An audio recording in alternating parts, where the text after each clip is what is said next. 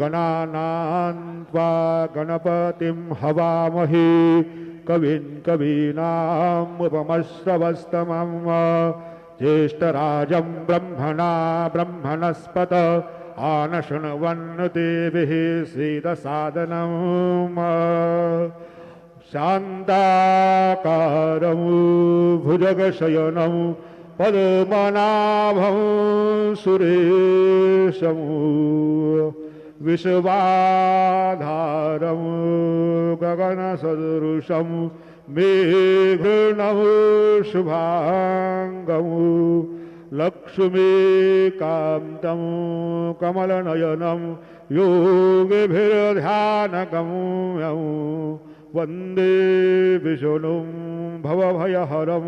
सर्वलोकैकनाथं गुरुर्ब्रह्मा गुरुर्विष्णु गुरुर्